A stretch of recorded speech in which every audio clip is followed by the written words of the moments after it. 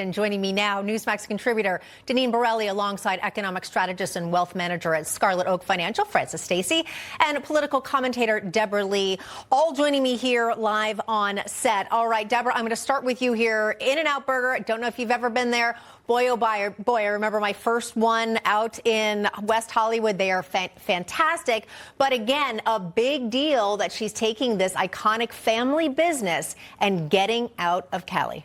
I mean, I can personally relate. My first time going to California, I was like, In-N-Out is basically the Hollywood sign. I have to see it for myself. And in the drive-thru, there was shooting that happened. Wow. I'm not sure if anybody was injured. We got out of there as quickly as we could. But this is the problem. When crime spikes, businesses have to move, and then the city's become unlivable, and that's been happening in California. I'm surprised it's only one location and it hasn't happened sooner. We see what CVS has to deal with on a daily basis. We see that here in New York City. The CVS near my apartment gets robbed sometimes even 10 times a day. It's not normal. It's very sad, but I'm happy she's moving to the great state of Nashville's hometown, Tennessee. Yeah. I love Nashville. I love Tennessee, and I'm excited that they'll be getting some more In-N-Outs there. Yeah, that's true. You know, again, that we hear that Lindsay was saying also during COVID. I didn't want to police my customers. I'm not going to ask people to show their vaccine identification in order to serve them. So she's been struggling a long time with these liberal policies, Deneen. And, Gavin Newsom then will say, people aren't leaving California. What are you talking about? But again, this is a third-generation business owner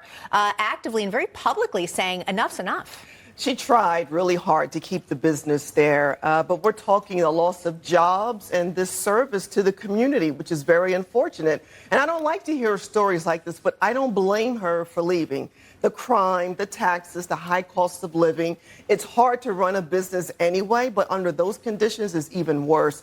I wish her the best and her family. Yeah, Francis, from an economic standpoint, how does something like this, In-N-Out Burger worth $7.3 billion, how does this fundamentally affect, or does it, the economy of California at all? What does that symbolize for other businesses as well? It's going to be the cumulative number changing around many businesses leaving. And the problem is that they're not doing anything about the trend, because you can't over-regulate business and under-regulate the criminals and expect that to be a safe or pleasurable place to live. And then all of those, external costs from all of the crime hit those businesses again. They've got to get insurance. They've got to, take some responsibility for their employees. And so it just makes it impossible. And when you run the numbers in a different state, and this is what's happening to Hollywood, more importantly, with those state tax credits, which was started in Atlanta. Now we've got them in Jersey, New York. You don't want to film you don't want to, even make a film in LA anymore. So it's a trend that's bad. Times they are a-changin' for California. All right, and I like what you said there. The Hollywood sign, the In-N-Out Burger sign, kind of the same thing these days, or at least when you first go out there, but maybe not anymore. All right, Deneen, Francis, and Deborah, thank you so much for a great conversation on The Other View. Thank you. And